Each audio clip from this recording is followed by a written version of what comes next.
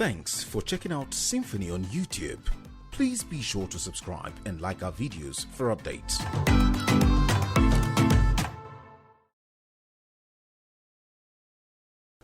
Well, thank you very much. As a Nigerian, I believe that we are running a constitutional democracy, and which means that whatever we are doing, we have to be guided by the Constitution. And the Constitution of the country says that you can only serve 2 terms, as a president or governor, as the case may be. And in our own particular case in this country, yes, in 1999, we had a president from the South, in the person of President Olusegun Obasanjo, who served 8 years.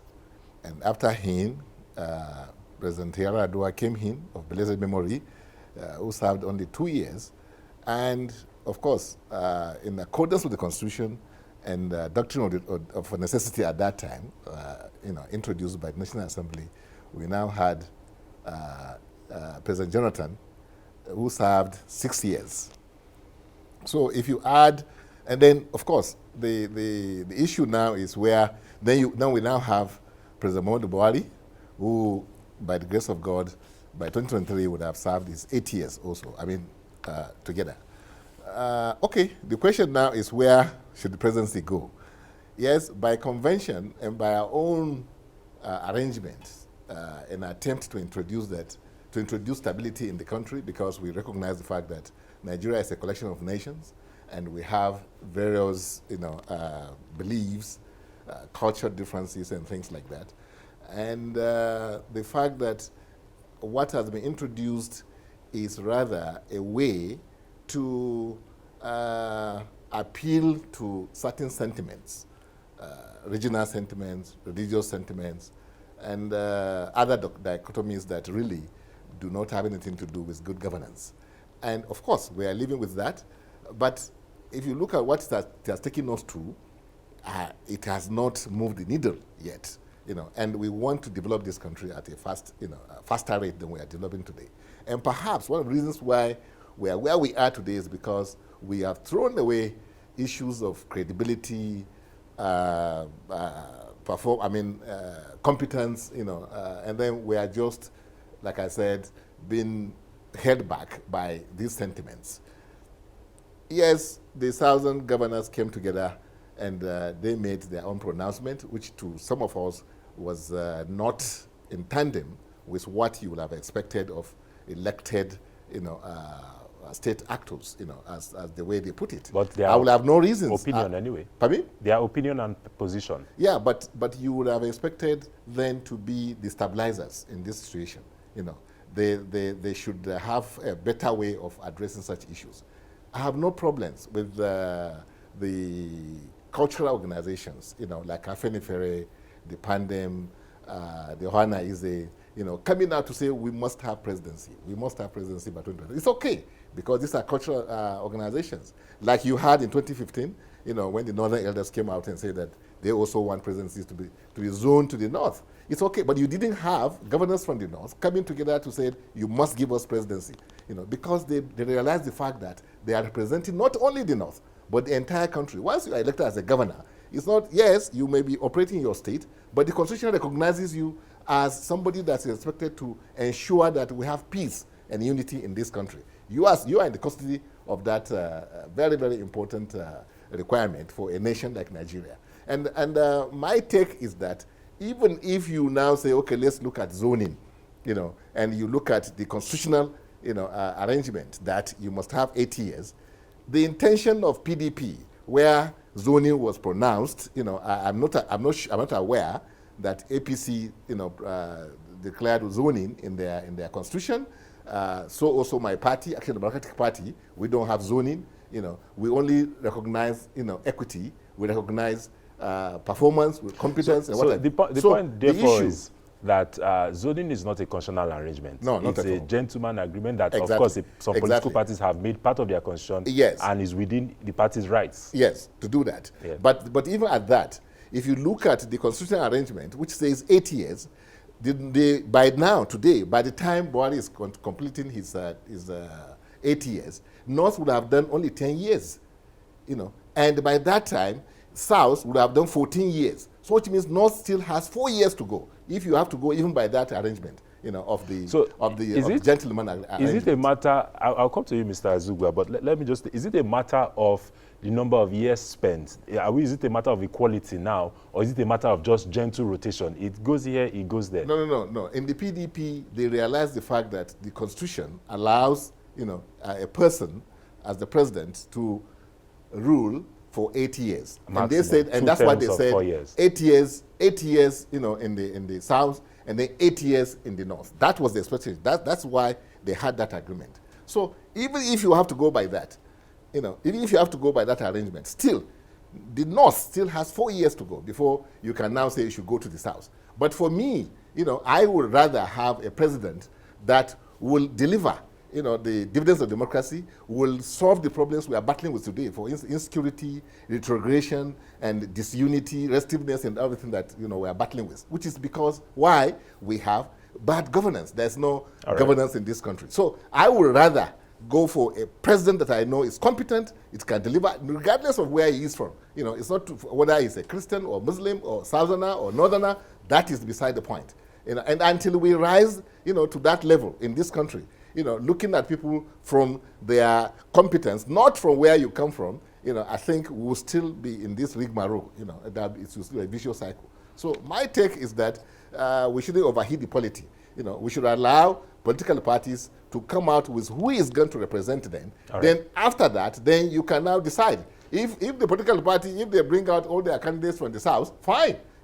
By the constitutional arrangement, the electorates will have no choice but to vote for that person. Exactly. So if political parties decide to bring somebody from the North, and the Constitution says the only way you can have access to the governance is through a political party presenting you. So I think that we don't even need to overheat the polity and then create unnecessary problems for ourselves. Okay. If anything, it should happen within the political parties. Let's bring Chief Ezugwa into the conversation at this point. And Chief, what's your own take on some of the issues that have been thrown up from himself? He has said, in a way, we should leave the process open. Do not overheat the polity. What's your perception of the issues that are in controversy at this time? Thank you.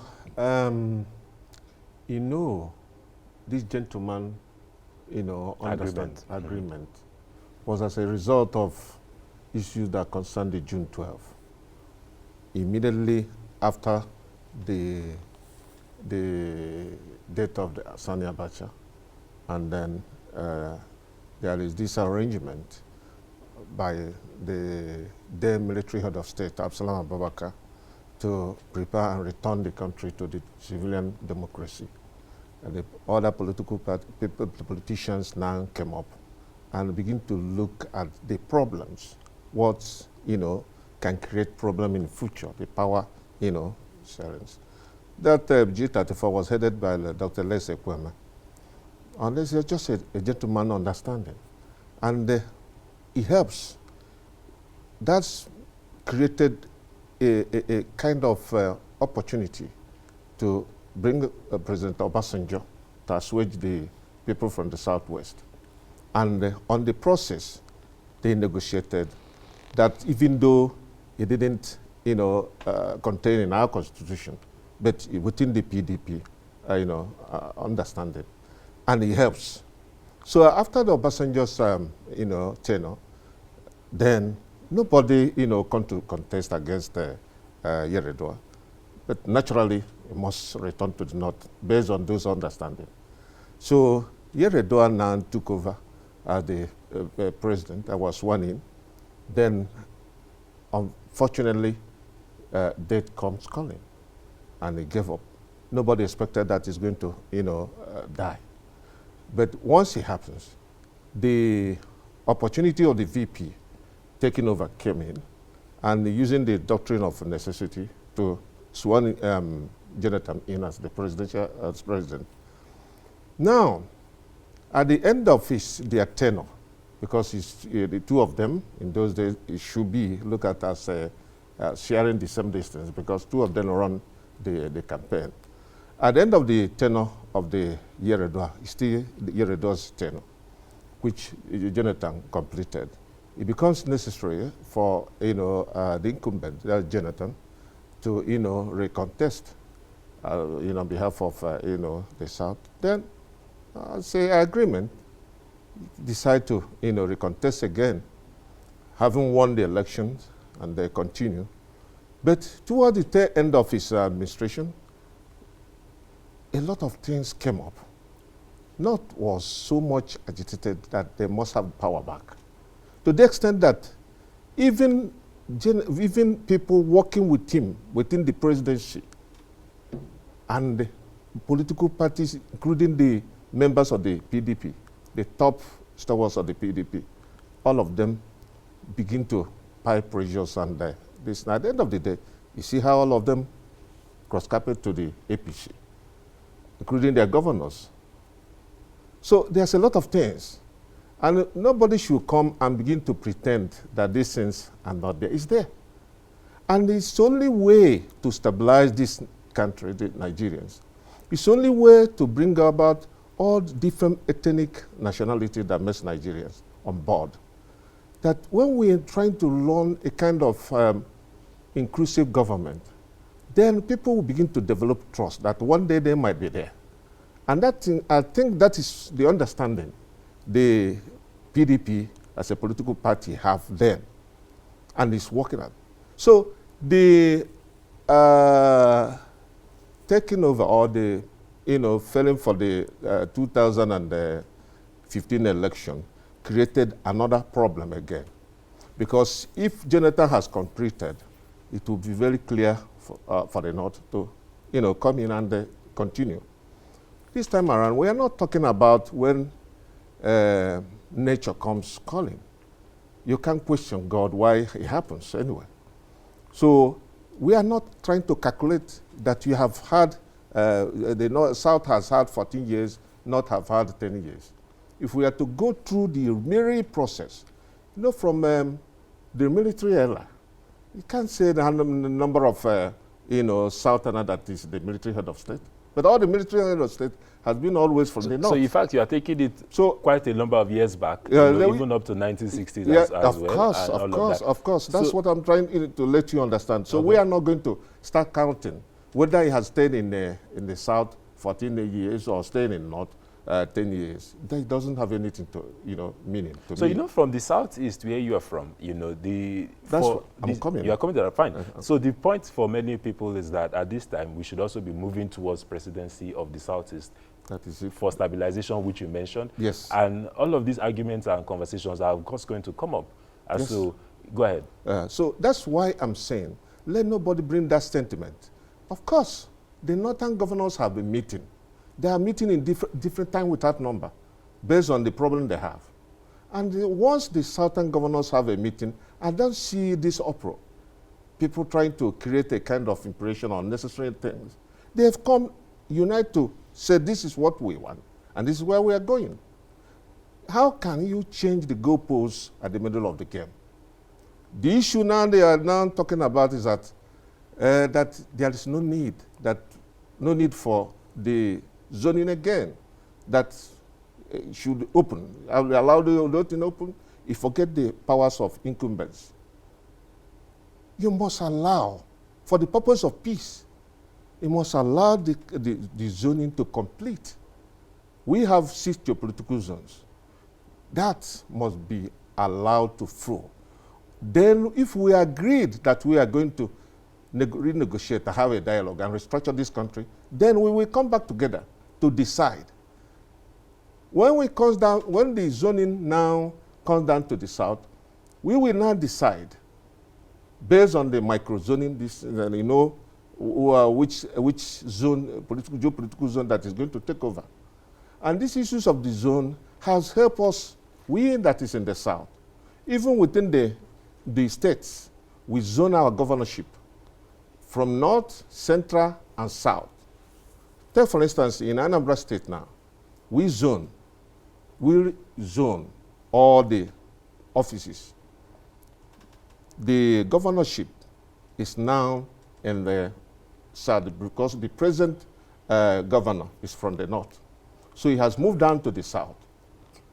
Whether other political parties, take it or not, the people they stay Then the stakeholders, the people that is going to perform the magic, are there that have already understand that we have zone. And it has helped us to stabilize the political space there. All right, so let's take this up with Mr. Sani. Mr. Sani, what he's saying, of course, here is that zoning also has its positives, and that zoning can also provide stabilization, right? And he has also introduced the fact that even at the state levels, zoning too has also become a policy for governors and for almost all the political positions that are available. And so the question, therefore, is now at the presidential level, the challenge goes beyond not just North and South. It also now goes down to the 6 geopolitical zones of who emerges next. And probably it might get to a point in Nigeria that when we're talking about which local government will the president come from. So is there an end to this? And on the other leg, can competency really, can it not be found, or can it be found within the zoning arrangement? Well, I believe that my colleague here has said that you want to look at it beyond 1999. And if you do that, zones like North Central would say that we have not been given exactly. At That's all, also we are coming to that as well. For a civilian administration, we have never headed one before. Not even a vice president, was given to North Central. So this time around, North Central can come forward and say, well, we, in the realm of equity and fairness, look at us. We constitute a large, percentage of Nigeria actually. So the issue now, you are talking about merit. I think if we allow politicians to do it, in the sense of having political parties to now come up with their representatives, their candidates, perhaps it will help the country, a lot. Because I have seen how divisive, this issue has become. And I have seen that it has even made people that should look at things from the national perspective are looking at it from the narrow perspective of the zone. Take, for instance, an important economic decision that was made by the National Assembly as regards, these frontier basins is being politicized, simply because people have these misgivings that, the frontier basins are only in the north. It is not. In fact, if you look at it critically, the south, stands to benefit from frontier basins than even the north, because you have Anambra Basin, which covers, Enugu, Anambra. You have Dahomey Basin, which covers Lagos and also Ogun State and some part of the southwest. And you have even Niger Delta today, even the offshore. You have some places in the offshore which data is not available today. So, and when you look at the north, actually, the only zone that in the north that may benefit, appreciably is the middle belt, because the three basins are all in the middle belt. So when you look at these things, when the politics of zoning, because I heard that the governors, when they met, they came to Abuja here to tell their senators to go back on what they have agreed already on the 30% profit from the NNPCL, to be used to develop the frontier basins. So you can see how obstructive or how divisive the issue of politics can be. Even the governors themselves that will benefit from it, like the governor of Lagos State, he stands to benefit more from that frontier basins. Governor of Ogun State will benefit more. Enugu State governor will benefit more. Anambra governor will benefit more. But because zoning, no, they are not thinking. So the point I'm trying to make is that we should please, be guided by that constitution that we have, which says only political parties can present candidates. So go and do your work, do your homework within the political parties. Don't disturb the electorates, with your diatribes, of where the president comes from. We already have an arrangement, which does not really accommodate all this noise making that we're engaged in. Do your homework, go into your parties, make a lot of noise in the parties, make sure your person, emerge, at the end of the day as the candidate, from whichever zone, But like I said, I think what should be the guiding principle here is who can deliver. Nigeria needs to move forward. And it's not by the man who is the Yoruba man, or who is a Hausa man, who is a Nupe man, or who is a Chekiri or something. No, it's by that person who can really deliver. We should begin to look at this country as a country that is of greatness, because we have everything that it takes. We have resources, we have human capital, we have the size, we have the population, we have a GDP that is waiting to be engaged. It's such a promising nation that we are wasting everything on the altar of politics. That is the man who is from my place that can be the president before we can make progress. That, to me, is regressive. We should think positively, progressively, so that we can move forward. But some people, especially the fact that you mentioned North Central, I said I was coming to that, but some people from North Central and for those also from the Southeast would disagree with you. They'll say, why is it when it looks like it might be coming towards us that we are then saying, jettison this will not work, and all of these conversations, that let us keep it open and all of those? The point I'm making is that let them go to the political parties and jettison whatever they want to jettison, or embrace whatever you want to embrace. What the electors are waiting for is, show us your candidate. And they will line up and they vote for whoever you bring up. So there's no need for this noise making. Really, that's the point I'm trying to make. Okay. We shouldn't lose sight of the biggest issue, in front of the country, which is how to move this economy forward. Look at banditry. Look at the unemployment. Look at killings. Look at the kind of crisis we're having in the country, only because we have failed to develop this economy. Look at the debts we are piling up. Look at the inflation. Look at everything that's surrounding us that we have no business with. So we should please, start thinking of how to move this country forward. And if you have something to talk about politics, the Constitution, that's why I began by telling you that we are operating a constitutional democracy. Of course. It's not something that you go outside and start making noise. No. Go into your parties, work very hard, get them to put the person you want there, so that you can now go around the nation and canvass for him. You can't put the cart ahead of the horse. All right. Let's bring in Chief Ezugwa. There's also an element to this conversation, the fact that it doesn't, at the end of the day, matter where the president comes from. Because if you even look at, for those we have had between 1999, the fact that this so-called community has the president in as to say this is ours has not necessarily translated to development in those communities as well. No, what I'm particularly concerned is justice and equity. Okay. That's very important. It doesn't matter the politics anybody want to play on it. The meeting the governors of the South held in Lagos is also a politics. And the ones that they are criticizing, the certain set of people that is criticizing their meetings, it's also they are just, trying to play politics too. So whatever, might lead out of it, I feel that they have done what they're supposed to do. This is the time to obey gentleman's understanding they have. Must allow that. Whoever is going against it, that person is not trying to be fair. We shall be proud to say, I am in a country where there is justice and equity. At this dying minute, you are now shifting the goalpost just to enable you to score a point. It's not proper. Understanding we have from the beginning that this has to flow. How long is this supposed to run at the end of the day? It must get to the last C geopolitical zones. Okay. Then before we now return back, if we can, return back and begin to, look at the problem. Look at the problem of Nigeria. The problem of Nigeria is so huge that we have, I don't know why people are trying to dodge the way, try to move away from it. Anytime you mention about restructuring this country, about having a dialogue, about having a kind of summit where we discuss our problems, bring all the ethnic nationalities that made up Nigeria for us to discuss our problem and find a solution to it.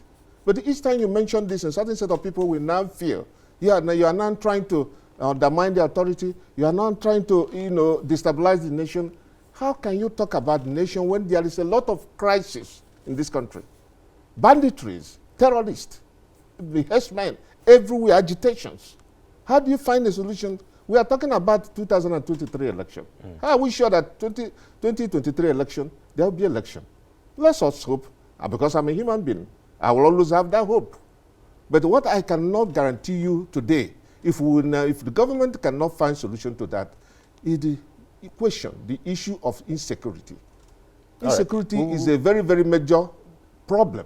We'll definitely come to that before. We tend to play it down. We'll definitely come to that before the end of the program. Now, what I'm trying to say is that there must be, politicians must respect that gentleman understanding. Okay. All right, so Mr. Yabagisan, let's take it off from there and to say, where really is the place of lobbying and horse trading in all of these engagements and in all of this? Because you have also said the Southern governors didn't have to come out and put all of that in the public space. They could have probably discussed it within themselves and probably found a way within the political parties that, because the Southern governors even come from 2 different political parties, as it were. So find a way to work all of that within their system. So the point therefore will be, what is the place of lobbying, horse trading, as well as also look at the fact that there's also one of the reasons why zoning, the conversation gets hotter, is also because of voting populations that both the North and South carry, and how this plays out, the dynamics this plays out. And also the fact that, you know, the constitution which we have mentioned requires that 1/3 from 2/3. You understand all of this? So all of this are part of the reasons why this constitution has become very interesting at this point. So what are your own perceptions on some of this? You know, if you are familiar with the congresses, conventions by political parties, you will agree with me that we are just putting the cart before the horse. You know, these governors, they control the parties. They always work out these things before even the convention starts, from what I know. You know, so why come to disturb Nigerians? You know, what you want to do. Why not wait when you are going to your conventions? Whoever you want to bring out, you bring that person out. Not now. Don't overheat the polity. That's the point I'm making. Because all this noise we are making will amount to nothing if, end of the day, in your conventions, you didn't bring out somebody that, you know, agrees with what some of you are talking about. So it's that's why I say it's a constitutional democracy. We have to be guided by the Constitution, you know, which also introduces the political parties, you know, arrangement. So these issues, to me, they are not for now. If you want, especially for the governors, I have no qualms with the cultural organizations, you know, or these pressure groups, you know, coming out to say this is what we want. Fine, it's okay, you know. But the governors, they know what to do, you know, in conventions, in congresses. So I don't know why they decide to now bring issues that have no relevance, you know, as far as we are concerned, when it is in their own purview, as they always do it. That's the point I'm talking about. Unless if they have another agenda, you know, against this country, because I think I see them as people working against the interests of the country. Why disturb people that have no relevance in what you are going to do? But don't you see the point that they might probably be setting an agenda in the way and manner they have come out to put some of their thoughts on the table? You don't have to overheat the polity.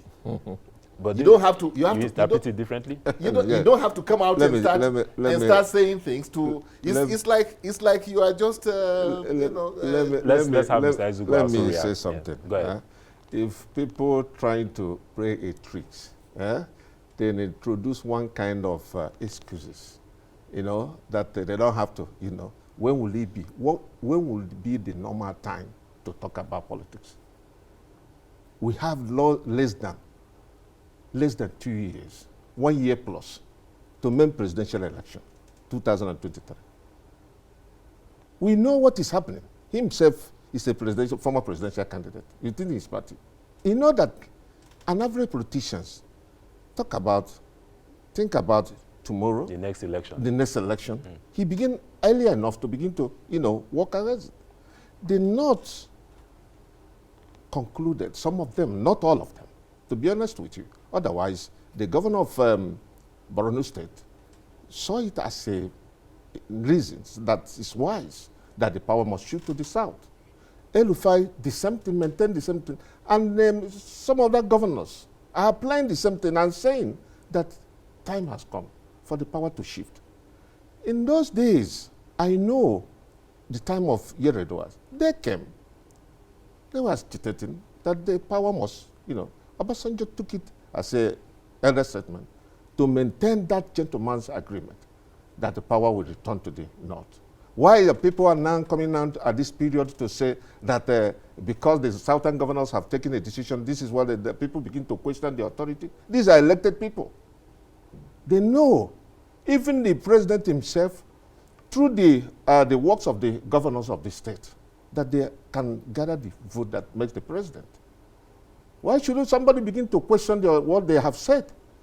Each time the Southern governors came to, you know, take a decision on certain issues that concern us, somebody somewhere will be questioning why today.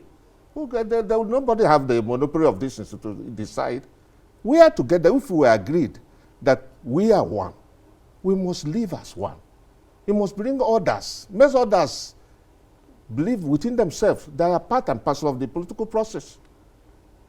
All the ethnic nationalities that makes Nigeria must be inclusive in that project. All right. Nobody will come and start telling us or say Nigeria, why should they this? Why should he be asking why? Okay, so Mr. Stanley, for you, you believe that governance should take precedence over politics, and that's not a school of thought you are alone in. And so you believe it is early, and here's something he referenced, and it's in the news as well, that the 2023 elections that we are talking about and looking forward to may not hold, given the security climate we have as it is. So what is your response, and what should government be doing differently to put all of these problems, quench all of these fires, and ensure that in 2023 we can have the elections that we require? Well, people would say that 2023 may not materialize, perhaps not, being sincere. They should understand that a lot of water has passed under the bridge, and this is politics. What do you expect them to do? Because of the noise making, that you say that 2023 may not materialize, or because of what? This country has a lot of settled issues. I don't look at what is happening today as determinant of whether or not 2023 will materialize. That's already in the Constitution.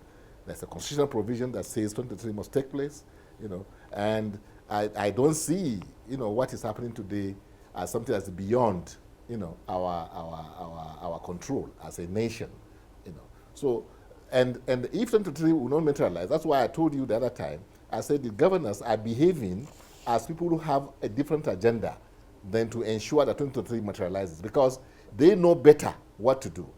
What the governors should have done, to me, was in that they're gathering, 17 of them, what they should have told the Nigerians is that we are now going to go to our brothers in the north, and campaign, appeal to them, call appeal so to their conscience, to lobby them, okay, to come with us. Not threatening, not saying must. Who are you to say must? The Constitution already has taken care of this. So which means you don't have a must. Must doesn't exist. What exists is persuasion. If they had come together and like they did and say, well, we want to go to our brothers in the north, we want to reach out to them, to appeal to them, to understand some governors why in we the want north, this. prior to now, even before the Southern governors came, have already yielded the ground, if you say so. Who are the governors? There's never a time they use that word. No, they no. use that word. Go and read the communique. There's no must on that word. There's no should. Go and check that. A lot of people are interpreting it as the body language says differently. It talks about when in their communique, a lot of things that they put out there were all against the north. That's not mention all those things. Is that your reading of it? That's my reading of it. Okay, mention those things. Let us know and look at it. For instance, they say they are rejecting the 30%. Must it be? This is the democracy. If you now the democracy National Assembly, let me tell you, if the National Assembly come up with something that people, yes, we are talking about. They're talking about the communities, the people that is involved, the stakeholders, yes, on this project. Yes, you don't have to ignore them. You must listen to them. Take for instance again, in the Electoral Act now, you are telling us that somebody doctored the Electoral Act. Speculation. That's speculation. Yeah, now that's speculation. The Speaker of the House had to be pressured for him to come out to say that as long as that he still holding a copy of the last district submission deadline, and on that copy, that is where he stands. But in the Senate, that's where that thing is doctored.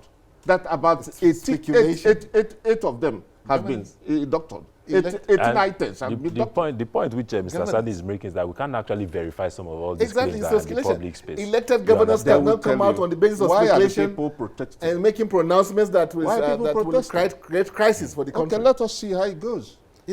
Elected governors, they have ways by which they can confirm these things. They don't have to come and disturb the masses when they understand how tense their environments are in terms of crisis. You come out again as governors that people are expected to come out with things that will unite us and begin to say we don't like this, we disagree because it's an attempt to only grow one part of the nation and something like that. That is unbecoming of governance, as far as I'm concerned. Let me ask this question. Yes.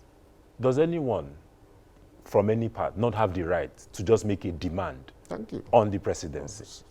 Oh, like I said, Afenifere, Ohanaeze, Arewa, Yes, they've been Forum, doing all of that, yes. all those cultural Middle Belt, organizations, yes, yeah.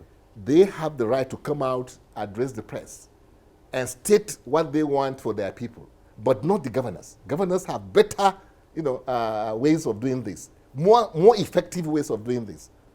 That's the point I'm making. They are supposed to be the stabilizers. They are the ones that people should run to, to protect the country. All right. So at the end of the day, one point Mr. Sani has made as well is the fact that the people who of course, Nigerians are the ones having this debate at this time. But the fact is that at the end of the day, the people will have to settle for whoever emerges from the political parties, right? So be that as it may, whatever they decide to come up with their candidates, it doesn't really affect the everyday Nigerian because not everybody can be part or is part of the electoral process at the time. So how therefore does zoning therefore affect the ordinary Nigerian in terms of his choice? Let me tell you something. During the MPN days, party supremacy matters. The chairman, the National Working Committee, the party, caucus, they have the powers. President, they can call the president to order. You cannot ignore them. But these days, the leader of the party is either the state governor or the president. He decides what happens. And he uses the powers of incumbents, change a lot of things. Somebody will be telling me that you should allow this to decide. President have influence to decide what happened in the party as it is now. If the president decides that the national chairman of the party must be removed, it must be removed.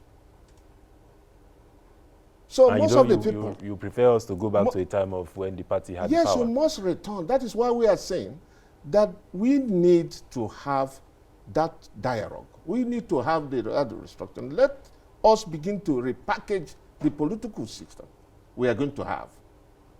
Power belongs to people. People decide what... Because if you are going to... Well, you can't be in the government without getting a decent power from the people. People decide who is going to be their leader. So the point is, at the end of the day, with zoning, do the people get the right to choose their leader? Let me tell you, when you now decide, using their powers of incumbency, those in the government, that is why today, all the political parties, name them all, none have internal democracy. They're always in position of this person or this person against the will of the people. And once that is done, there's a lot of consequences that comes up. Now in Anambra State, all the political party has about multiple candidates. Of course. Now all of them are in the courts, fighting to decide. ADP has only one. Well, I don't know. I don't know whether an ADP have. You can see the level of influence they have on the political parties. They cannot decide. So that is why the governors knows this thing quite all right. And that is why they are crying. We started to see it. All the stakeholders. So we are not telling us for somebody to come out and start telling you, why not allow the party or the political party to decide who comes and all those things? No. My brother, we have to tell ourselves the truth. No. Unless we return back to that system, that MPP era, and trying to make the party to be strong, and let the party decide who is going to be their leader, at any distance. Should we be advocating for more Nigerians to become part of political parties so that they can therefore influence who actually becomes their leader, instead of where you hear a position of candidates and the parties then making the decision for who becomes president or governors at the end of the day? Certainly. We need to mobilize more people to be interested in who will decide their future, their fate. So, and that's by belonging to political parties. Make sure you don't just fold your hands and stand, watching what is going to happen. Get involved, because if you don't get involved, it's going to affect you, your children, your children's children, generations yet unborn. But those that you say, well, let them do it. So I think you are right. We must mobilize people to be more interested in what is happening to us. And then by the submission of my colleague that he says the governors, the presidents are the ones in charge today, isn't it? In PDP, I don't think they have a president yet. Now, they have governors. In APC too, like you know, the president, yes, may want to have something, but he has to walk through the governors also before he gets his way through. So which means that these governors who are coming to disturb Nigerians can solve the problems within their political arrangements. They don't have to come and overheat the polity and get Nigerians to start killing themselves, start hating themselves more than we are hating each other now. When you come out and you say, I don't like the North, I don't like this thing to go to the North, it must be this, it must be that. We are going to debar some people from coming to our zones. What are you telling the country for God's sake? No. So what I'm saying, when you say you are going to, there are divisive, things that, so many things in that communique that a governor should not come out to talk about those things in the open. They can have their way in a much more civilized way that they have. It's provided for them. Which governor cannot get an appointment with the president? If it means so. Why can't the 17 of them go and say, Mr. President, we want to see you? Because we have a problem which we want to discuss with you. Mr. President is duty bound to listen to them, whether he likes it or not. It's not Nigerians that you come and tell that we are going, you must have this must happen, that must happen, the North should not develop. What do they say? It's a wrong signal, actually. Because Northerners are aware that this frontier basin, 30%, which you say you are against, is in their favor. Although, too, is in your favor, too, because if the oil is in the exclusive list of the list of the Constitution, which means even if oil is found in the North, it belongs to everybody in this country. But simply because we have 5 basins in the North, inland basins, that today are not producing, and you have 3 basins in the South, which are producing, then because this frontier thing will now develop all the basins. And then the country will be better off for it. But simply because it is not, they now come out and say we don't like, and they don't stop at that. We'll come to they now came back. They even run back to Abuja to drive down home that how they hate the North. Is that a wrong signal? And these same people you want to go to, in a few months' time, that give me your votes. The governors there, if you let me come. You are not in power yet, if you let me you are so hateful. Allow me interrupt you. So if we come in, from what we have is in the public space, the governors never put it this way you are saying it, and I think that we can say that this is your interpretation of it. No. And it's an interpretation that's also nobody in this country, because we are running out of time. That they say they are against 30% provision of the profit from the NMPCL. Well, it is within their rights. It is within their rights to disagree as it is. They didn't stop at even saying it. They went to National Assembly, gathered all their representatives. And that is a wrong signal, I'm saying. It's bad. It's not good for them. That's the final point of our conversation. If you want to rule the country, why take sides? Why show? Yes, please.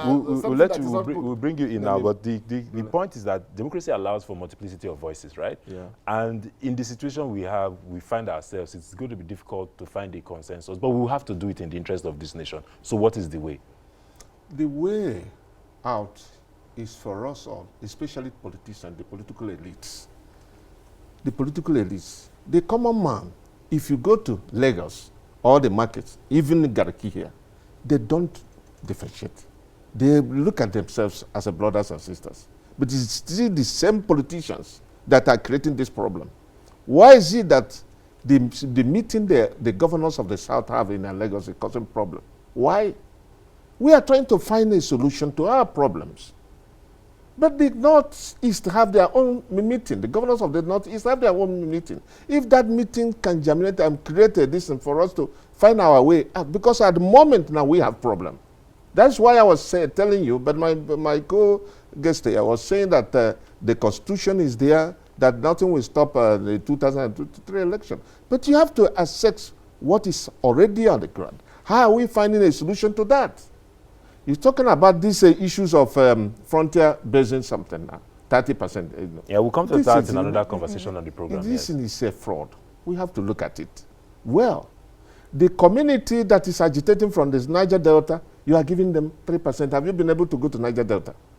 You are deprived of drinking water, you are deprived of environment, you are deprived of farming. Oh man, we are human beings.